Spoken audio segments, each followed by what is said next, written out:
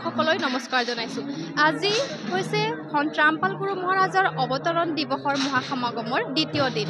এতিয়া আমি উপস্থিত আছোঁহি শ্ৰী ধানানা ধামৰ ভোজনালয়ৰ ওচৰত আৰু ইয়াত আমি দেখিবলৈ পাইছোঁ যে যিটো ভোজনালয়ৰ ব্যৱস্থাসমূহ তেওঁলোকে খুবেই ধুনীয়াকৈ পৰিপাটিকৈ চম্ভালি লৈ গৈ আছে আৰু এইফালে আমি দেখিবলৈ পাইছোঁ যে ইয়াতে মহিলাসকলৰ বাবে এইফালে ধুনীয়াকৈ বাচনৰ ব্যৱস্থা কৰি দিয়া হৈছে।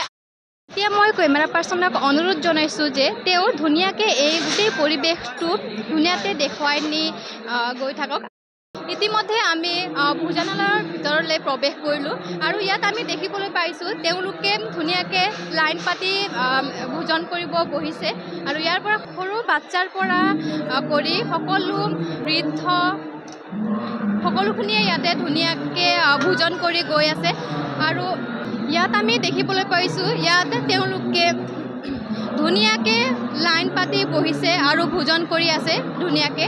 আৰু ইয়াৰ পৰা আমি এজন তেওঁলোকৰ শ্ৰদ্ধালুৰ পৰা জানিব বিচাৰিম যে তেওঁলোকৰ ভোজনত কি কি খোৱা ব্যৱস্থা কৰা হৈছে, কি কি তেওঁলোকক উপলব্ধ কৰোৱা হৈছে খাবৰ কাৰণে। ইয়াত আমি দেখিবলৈ পাইছোঁ যে তেওঁলোকে ইয়াৰ পৰা ভোজন লৈ যায় আৰু ইয়াত আপোনালোকে দেখিব পাইছে যে ইমান চাফ চিকুণ,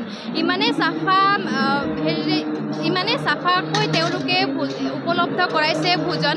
এইটো এটা সঁচাকৈয়ে আচৰিত হ'বলগীয়া কথা যে ইমানখিনি মানুহৰ মাজতো তেওঁলোকে ইমান চাফাকৈ ইমান ধুনীয়াকৈ পৰিপাটি ডিচিপ্লিনেৰে যে ব্যৱস্থাসমূহ কৰিছে সেইটো মানে মানিবলগীয়া কথা। আৰু ইয়াৰ মাজতে আমি ইয়াৰে এজন শ্ৰদ্ধালুৰ ওচৰত যাব বিচাৰিম, তেওঁলোকৰ পৰা জানিব বিচাৰিম যে তেওঁলোকে ইয়াত খোৱাৰ বাবে কেনেকুৱা কি ব্যৱস্থা কৰিছে আৰু তেওঁলোকে ভোজনত কি কি তেওঁলোকক উপলব্ধ কৰিছে সেই বিষয়ে আমি জানিব বিচাৰিম।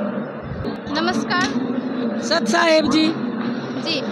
जैसा कि हम यहाँ पर देख पा रहे हैं इतने सारे लोगों को यहाँ पर खाना सब कुछ सुविधा दी जा रही है, तो आप हमें यहाँ पर कैसी व्यवस्था है खाने के लिए, क्या कोई पैसा लिया जाता है या फिर इतने सारे लोगों के लिए कुछ फ्री है, इसके बारे में कुछ हमें डिटेल्स में जानकारी दीजिए। देखो यहाँ पूरी व्यवस्था है खाने पीने की, सब चीज़ है खाने में, लड्डू है, जलेबी है, पूरी है, चावल है, सब्जी है, अचार है, रायता है और भी बहुत सारा सामान है। और यहाँ कोई भी आ सकता है, कोई भी खा सकता है, सब पूरा विश्व को निमंत्रण है यहाँ खाने पीने के लिए। यहाँ पर खाने पीने के लिए कुछ उन लोगों को देना पड़ता है क्या पैसा? कुछ भी नहीं, निःशुल्क है, कुछ भी नहीं देना पड़ता, कुछ भी, खाली आओ खाओ और मतलब कोई चीज़ का कोई लेना देना कुछ नहीं है। यहाँ पर जो लोग सेवाएं दे रहे हैं, जो लोग की यहाँ पर सेवाएं दे रहे हैं दिन रात एक करके, तो उन लोगों को कुछ दिया जाता है सेवा के लिए या फिर नहीं? वो अपने मन से सेवा करते हैं, वो अपने मन से सेवा करते हैं, अपने परमात्मा की सेवा समझ के सेवा करते हैं, यहाँ कुछ लेना देना नहीं होता। जी धन्यवाद। सत्साई।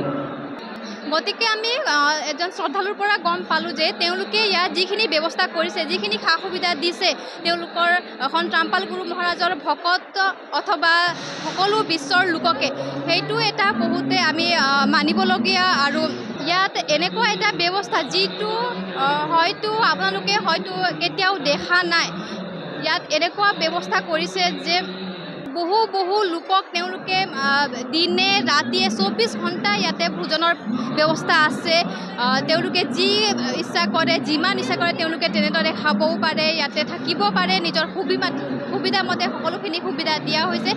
আৰু SN নিউজ অসমৰ তৰফৰ পৰা আমি আপোনালোকক এই অনুৰোধ জনাইছোঁ অথবা ক'ব বিচাৰিছোঁ যে আপোনালোকেও ইয়ালৈ এবাৰ আহক আৰু এই সন্ত ৰামপাল গুৰু মহাৰাজৰ আশ্ৰমত কেনেধৰণৰ ব্যৱস্থা আছে আৰু কি কি সুবিধা উপলব্ধ কৰা আছে সেই সম্পৰ্কে ইয়ালৈ আহি আপোনালোকে নিজেও উপলব্ধ কৰিব পাৰিব, যেনেদৰে আমি কৰিছোঁ। যে ইয়াত নিজ চকুৰে আপোনালোকে দেখা পাব যে ইয়াৰ ব্যৱস্থাখিনি সঁচাকৈয়ে কিমান মানিবলগীয়া আৰু কিমান পৰ্যায়ৰ বুলিয়ে কওঁতেও ভুল নহ'ব।